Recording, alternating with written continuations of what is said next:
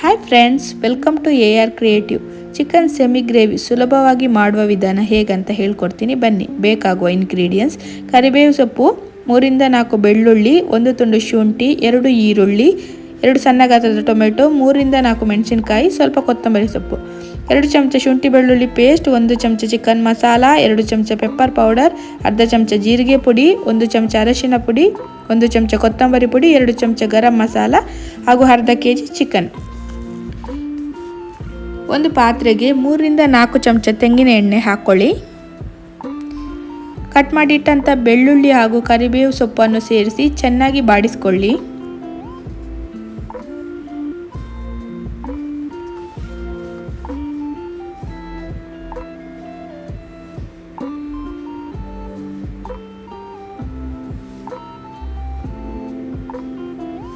ನಂತರ ಕಟ್ ಮಾಡಿಟ್ಟಂಥ ಶುಂಠಿಯನ್ನು ಸೇರಿಸ್ಕೊಳ್ಳಿ.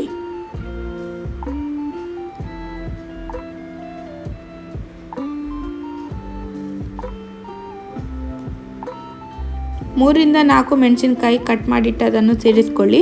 ನಿಮಗೆ ಖಾರ ಜಾಸ್ತಿ ಬೇಕು ಅಂತ ಇದ್ದರೆ ಜಾಸ್ತಿ ತಗೊಳ್ಬೋದು, ಇಲ್ಲಾಂದರೆ 3 ರಿಂದ 4 ಸಾಕಾಗ್ತದೆ. ಚೆನ್ನಾಗಿ ಬಾಡಿಸ್ಕೊಳ್ಳಿ.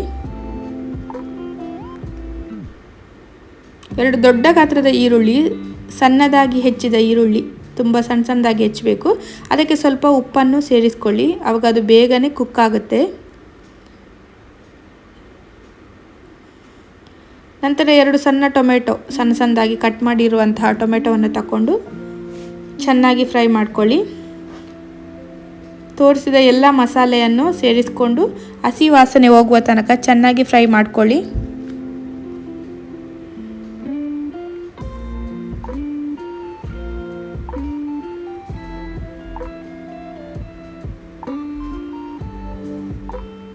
ಚೆನ್ನಾಗಿ ಫ್ರೈ ಮಾಡ್ಕೊಳ್ಳಿ. ತೊಳೆದಿಟ್ಟ ಚಿಕನನ್ನು ಸೇರಿಸ್ಕೊಳ್ಳಿ.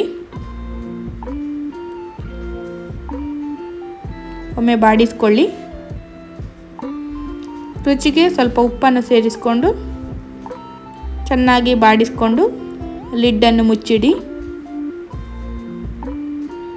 ಲೋ ಫ್ಲೇಮಲ್ಲೇ ಒಂದು 5 ನಿಮಿಷ ಆದಮೇಲೆ ಲಿಡ್ಡನ್ನು ಓಪನ್ ಮಾಡಿ ಚೆನ್ನಾಗಿ ಬಾಡಿಸ್ಕೊಂಡು ಸ್ವಲ್ಪ ನೀರನ್ನು ಸೇರಿಸ್ಕೊಳ್ಳಿ.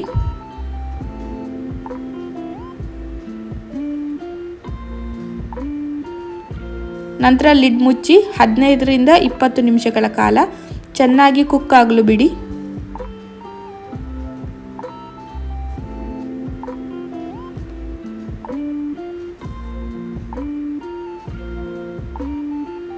ಚೆನ್ನಾಗಿ ಕುಕ್ ಆದಮೇಲೆ ಕಸೂರಿ ಮೇಥಿಯನ್ನು ತಗೊಂಡು ಕ್ರಷ್ ಮಾಡಿ ಹಾಕ್ಕೊಳ್ಳಿ. ತುಂಬ ಚೆನ್ನಾಗಿರುತ್ತೆ ಫ್ಲೇವರ್. ಸ್ವಲ್ಪ 1 ಚಮಚ ತುಪ್ಪವನ್ನು ಸೇರಿಸ್ಕೊಳ್ಳಿ.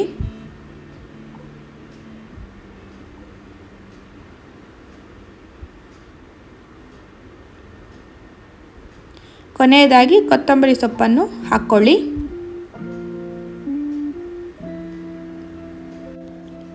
ರೆಸಿಪೀಸ್ ಇಷ್ಟ ಆದರೆ AR ಕ್ರಿಯೇಟಿವ್ ಚಾನಲನ್ನು ಶೇರ್ ಮಾಡಿ, ಲೈಕ್ ಮಾಡಿ, ಸಬ್ಸ್ಕ್ರೈಬ್ ಮಾಡಿ. Thank you.